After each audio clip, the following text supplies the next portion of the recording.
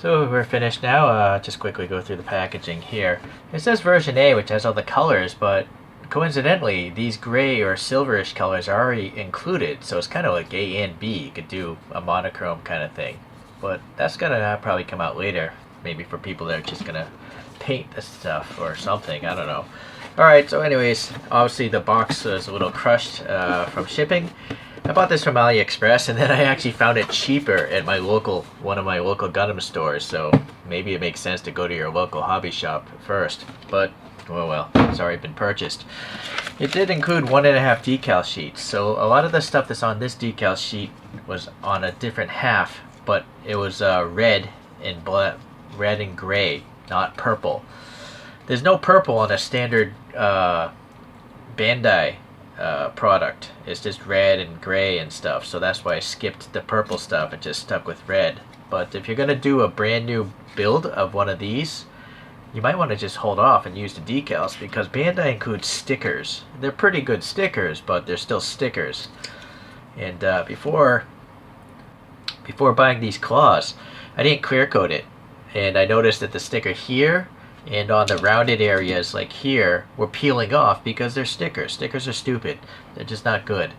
So anyways, if you buy both of these at the same time, then you already just want to go and put decals on everything and skip the stickers that are provided by Bandai. I say Bandai product because I've noticed there's a counterfeit now of this. I don't know if it's any good. It looks identical in the photos to the Bandai. This is a Bandai one. So the counterfeit one's like $15, which is more than half the price of this Bandai one. But with the Bandai, you pretty much know it's going to fit well. All the parts, there's no glue, it's all friction fit, perfect stuff, awesome. But if you are going to clear coat it, which I did here with a rattle can of matte, you want to take out the shiny bits first. The clear pink parts, I took them out. And I also put some putty over the eyes, and then I rattle canned the matte finish over it. So yeah, otherwise you're going to have to sit there and take it apart later and use like alcohol wipes to clean off the clear coat. It's just time consuming. It's inefficient. I didn't bother with the silver bits though. The shiny silver metallics, they're now matte finish, and that's fine for me. I don't even put panel wash in it. I think it's detailed enough without panel washes. Okay, so that's there. So here are those extra parts. I just trimmed them all off the runners. So a lot of the parts are this dark gunmetal like plastic, which frankly doesn't look very good. There's a lot of waviness in these metal plastics from any brand, so you really want to probably paint these. And then these extra white parts are for different Barbatos kits, like the high grade and possibly the master grade. I don't know, but I went with the MGSD parts. And it also contains one extra cable, because that is inside this whip tail that this kit provides. So you gotta actually loop this around a post here, run these through, and then loop it around a post there. And so by looping it around the post, you can bend this, right, and it doesn't fall apart. But I suppose they may have given you an extra one in case you cut it too short, or maybe it just breaks after a while. But I ended up gluing all these segments together. So, and you'll notice my segments are not very pretty because I was experimenting with my magic cutter, sonic cutter, and it was my first kit doing it. So they're not very good. With practice, the magic cutter will be fantastic. I'm going to do a different video on the magic cutter for model kits. I already have one on other random materials. Okay, well anyways, so yeah, you can pose this thing nicely because there's a metal wire in there. But it doesn't pose up and down. It's just like this axis only, right? So it doesn't really go up and down because they're literally rectangles fitting into rectangular sockets. It does include this part, which apparently replaces a part on the back of this thing. So let's figure this out. So let's take this backpack off. Yeah, I guess it basically looks like this. It just has the hole for the tail. Okay. So I guess the tail is down, is it? Yeah, okay, so that's the tail. And the tail does have a key, by the way. There's a little tooth right there on the bottom. So you have to put it in in one particular way. But it's kind of weird because you see here, this isn't symmetric from this view. So I kind of feel like they shouldn't have had that key. I guess you could just shave off the key and then you could twist this any way you want. In fact, I think I will do that because this is kind of dumb, right? I'm not sure why. The clear coat. By the way, all the fits of this model kit are very, very good. There's no looseness. It basically feels like it was made by Bandai as far as the quality of the plastics go. Alright, so yeah, there's that key. And so I'm going to just clip that off. And now I can rotate this however I see fit, right? And actually having that little extra nub creates extra friction. Fast, free antivirus. Yeah, that's much smarter. Twisting it 90 degrees so this looks normal now. Now it looks all symmetric. But maybe they did that because this pack doesn't want to fit on. Oh. Yeah, that's the reason. They just can't fit it in because it's an SD Gundam. So if you want the backpack on here, which I do. Oh, even so, look at this.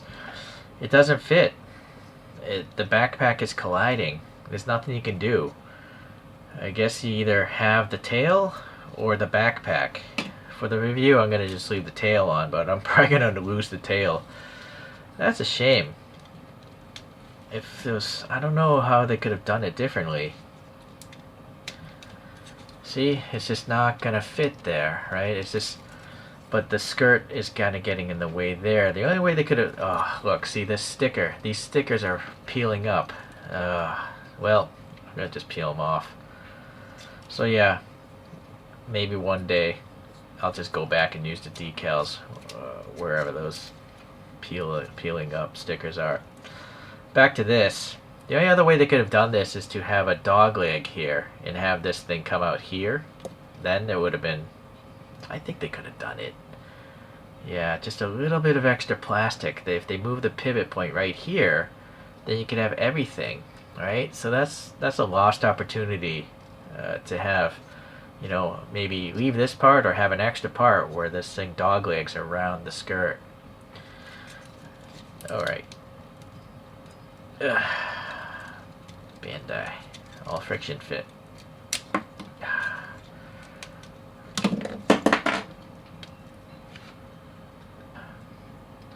Sorry if I'm hopping around. I don't rehearse these things. Here's the instructions are very good also. You know, they're the parts you're supposed to have, and it's just matching numbers and shapes and colors. Although some people are color blind. At least they're clearly marked if you are color blind. And as I mentioned, everything fits really nice. So there's what I was verbally explaining. You got to loop the cable around one side, run it through these, and then loop it around the end part. And then it even tells you here at the end what decals, where to put them if you want to use the whole decal kit. But here we see, I think that might be the Lupus. This is probably the Lupus Rex. So it has other parts if you want to put them on to the arms of these regular looking Barbatos kits. Alright, so yeah, it's very good instructions. It's a very good kit actually. It's very impressive. Alright, but you can now see the metal wire, because I've twisted it, it's kind of now loose. Alright, there's a little gap now that wasn't there before because that coil is undoing itself. If you don't want that to happen, you have to crazy glue that coil, but even so I think it'll still break loose. Anyways, I'm not going to use this tail after this, now that I know that I can't have the backpack. Okay, well, so here are the pieces that are supposed to fit this particular model kit. They have like these two segments on each side and the wrist hole or something. But let's go through the articulation of this. So each finger has a little ball peg on it, right? So you can twist it around and whatnot. Move them in and out, up and down.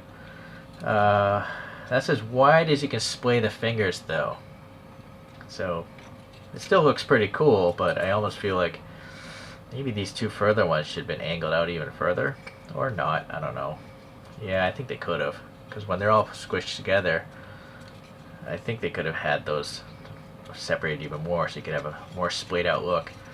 So all those fingers in the up position looks pretty good. But then you can clench, pretty much make a clawed fist. Right, so very good. You can see the articulation range there. And the claws are interesting. They're double claws. technically 3 claws, right? This claw, and then that's a separate piece for another claw. But there are pegs holding this thing on, so you could lose these, but you'd have to shave off the pegs off of this, but I don't know why you would want to do that. It is nice that they're separate because you could paint them to be basically 3 colored claws. Yeah, alright. And the top parts seem to clear this white piece, which is very, very well done, right? It literally goes over it. This white piece, by the way, articulates. So there's this peg hinge, or it's a double hinge actually. I think I can just take it off. So you can see here, pivots on both sides. Alright, so even molded details on the side you would never even really see. So that's cool. So all these are just friction fit. I don't recall gluing any of these together. Or did I? Possibly that, I don't know. Anyways, it's well done. I assume this is to fit a different model kit with the pegs. But this one, we should be able to, I guess, just pop the hand off here. Or, no, not even. I think this just clips around the hand. Boy, that tail. First of all, it's the wrong side. Let me extend this arm out. Let's try to get this. Which way does it go? So the blue, I think, is going to collide, maybe. Boy, this SD is just making it really hard to put on.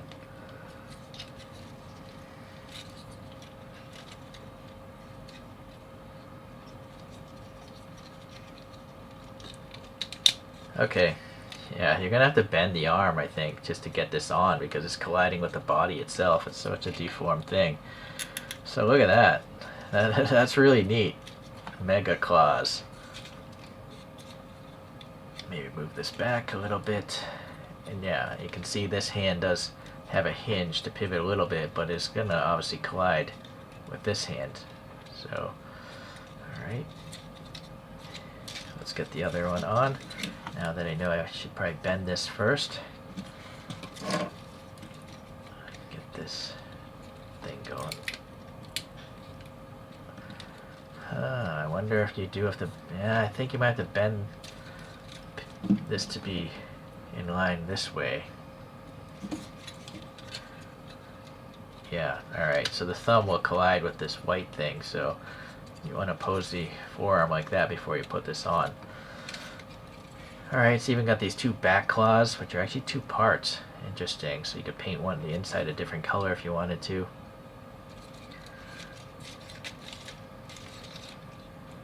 Alright, let's try to get some poses out of here. Alright, that's a really menacing looking Barbatos now. Now the tail, unfortunately, doesn't... If I could whip it around, but I'm going to stretch the cable out even more, so I don't think I want to do that. That's as far as I intend it to go. Yeah, without having a lot of gappiness. So even though these things are staying on there as they are, you can see it kind of wiggles. So they provide these little metallic colored clamps to really trap it on. There's this little hole area for this tooth to grab into. Oh boy, the shoulder part.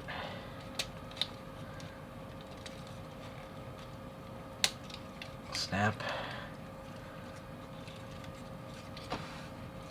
Boy, that doesn't want to go. Something is off.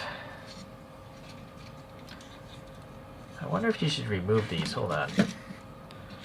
Yeah, the instructions are calling you to remove this, so that'll free up some space, but I noticed something when I did that. It makes it super wobbly. Right, so without that was just super loose.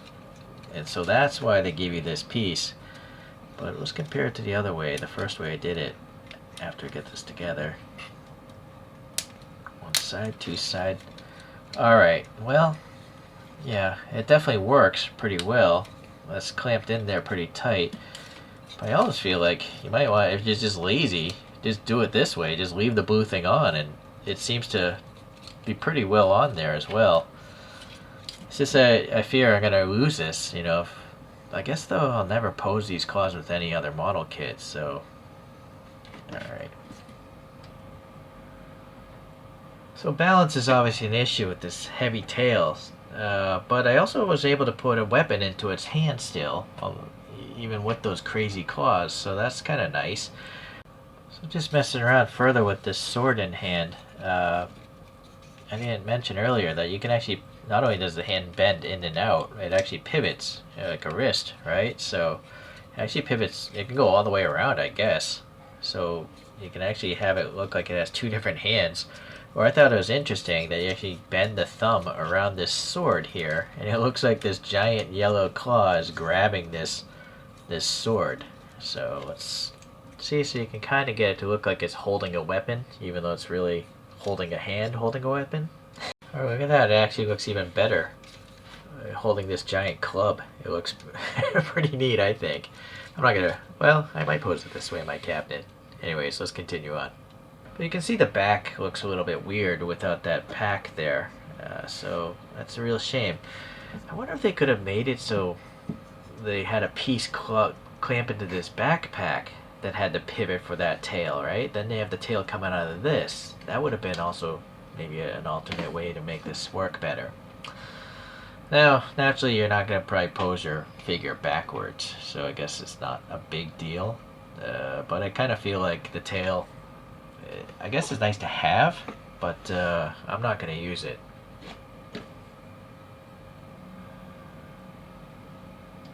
So with the stand, obviously, you can get into some cool like running maneuvers here. All right, well, it's going to hit the screen. It's so big. It's a good kit. If you like the Barbatos, or you can think of other robots or other toys even. Like some other toys could use big claws, right? I always think like if you took like a Wolverine action figure, you could make like a Cyber Wolverine or something, right? That would be pretty interesting. But anyways, in summary, all the parts fit together as if they were made by Bandai. It comes with decals, but one note, this decal, after I rattle canned it, you can see the white.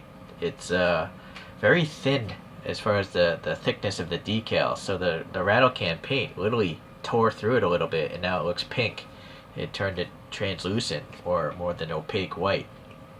So you probably want to use hobby clear coat before you do any sort of rattle canning. There are a few recesses and stuff, so it does lend itself to panel liner washes as well, just like the regular model kit itself. And yeah, thumbs up. So I'm going to leave a link here for AliExpress, but as I mentioned, I actually found it for a little bit cheaper in my local store. So whatever. We'll see you the next time around.